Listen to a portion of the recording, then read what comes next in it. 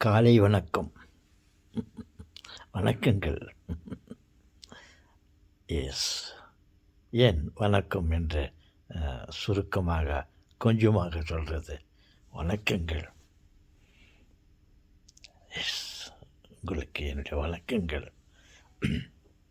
தாத்தா, என்ன தாத்தா, நீங்கள் வளர்த்து கொண்டிருக்கும் சேவல் கூவதற்கு முன்னவே நீங்கள் வீழ்த்து எழுந்திருக்கிறீர்கள். ஆம் செல்வங்களே, சேவல் கூவும் முன்னே நான் எழுந்து விட்டேன்.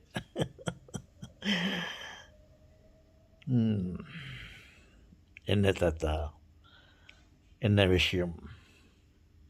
காலையிலே எழுந்து விட்டீர்கள். உங்களை பார்க்க வேண்டும், உங்களிடம் பேச வேண்டும், என்னுடைய எளிய பேச்சை உங்களிடம் பரிமாறிக்கொள்ள வேண்டும். நான் ஒரு பெரிய பேச்சாளன் இல்லை.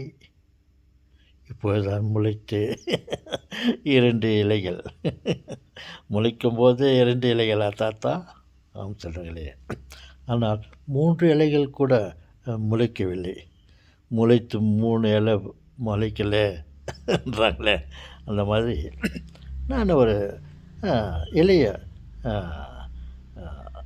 பேச்சாளராக இருப்பதாக நினைக்கிறேன். எனக்கு மற்றவர்களை போல் வியூவர்ஸ்கள் அதிகமாக பார்க்கக்கூடிய அளவில் நான் இன்னும் திறன் பெறவில்லை என்பதையும் நான் அறிந்து கொண்டிருக்கிறேன்.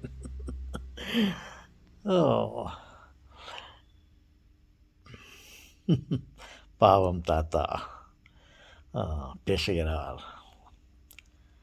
2, 3 இலைகள் கூட விழவில்லை. முளைச்சி 3 இலை கூட முளைக்கவில்லை. இருந்தாலும் சில ஆயிரக்கணக்கான வீடியோக்களை போட்டு சேர்க்கிறார். அவரை ஆதரிப்போம், அவருக்கு சப்ஸ்கிரைப் பண்ணுவோம் என்ற எண்ணம் தான்.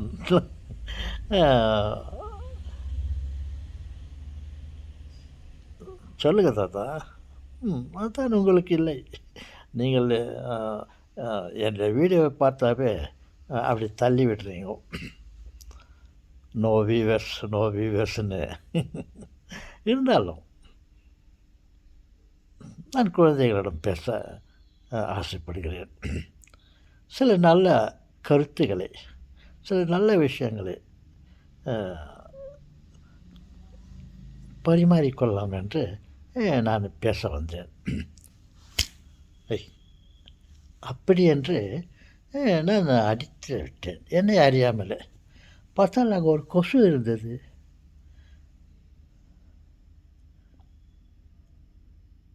அதை நான் அடித்து விட்டேன்.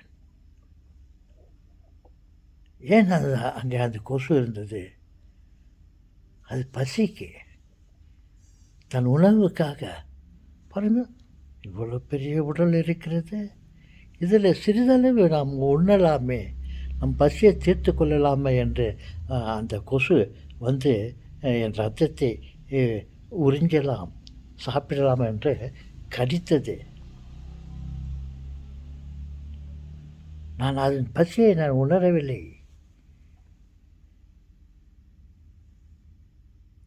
பசியாலே வாடும், பசியாலே வாடும்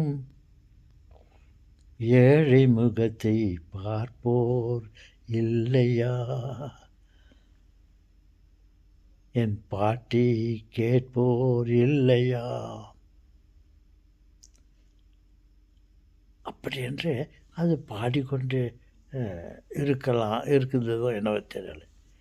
என்னிடம் வந்து இதோ உணவு இருக்கிறது, சாப்பிடலாம் என்று என்னை கடித்து இரத்தத்தை சாப்பிடலாம் என்று வந்திருக்கிறது. நான் கொஞ்சம் கூட யோசிக்காமல் உடனே அதை அடிச்சிட்டேன். பாருங்கள், அது பசிக்கு நான் என்னால் உணவு தான் கொடுக்க முடியல என்றாலும் அதை அடித்து சாவடித்து விட்டேன். இருந்தாலும் என்னை அறியாமலே நான் செய்த தவறு. அவன் பாடினான், பசியாலே வாடும் இந்த ஏழை முகத்தை பார்ப்போர் இல்லையா என்று. இப்படியெல்லாம் உலகத்தில் பசியாலேயும் மற்ற துன்பங்களாலேயும் கவலைப்பட்டு கொண்டிருக்கும் கவலை கொண்டிருப்போரை நாம் ஆதரிக்க வேண்டாமா? அவர்களுக்கு உணவு கொடுக்க வேண்டாமா? அவர்களுடைய கவலையை தீர்க்க வேண்டாமா?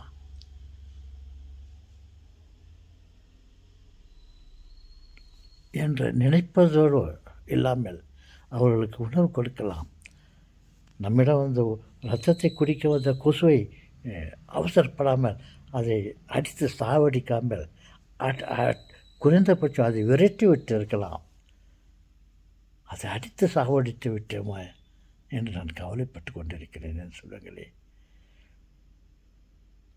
ஏன் நமக்கு இந்த அவசர புத்தி? உடனே அதை அடித்து சாப்பிட்டு விட்டோமே, அது உணவுக்கு தானே வருகிறது. இவ்வளோ பெரிய உடம்பை வைத்து கொண்டிருக்கும் நம்மிடம் உணவு கேட்க வந்தது, அதை அடித்து சாப்பிட்டோம். ஒரு வந்து அம்மா நான் பசியாக இருக்கிறேன், ஏதாவது உண்பதற்கு ஏதாவது சாப்பாடு கொடுங்கன்னு கேட்டால் ஏதாவது நம்மிடம் இருந்தால் கொடுக்கலாம். அதை விட்டு போப்பா உணவு இல்லை, போய்ட்டு வா. வீட்டில் நிறையா உணவு இருக்குது, டேபிள் மேலே சாப்பிட்டு மிச்சமான உணவு நிறையா இருக்கிறது, அதை எடுத்து கொடுக்கலாமா இல்லையா? நம்மளுக்கு அந்த அளவுக்கு கூட ஒரு பொறுமை இல்லையா? அதை கொசுவை அடித்து சாவித்ததை போல் இவனையும் அவன் பசிக்கு உணவு கொடுக்காமல் அவனை அனுப்பிவிட்டோமே என்று கவலைப்படுகிறேன்.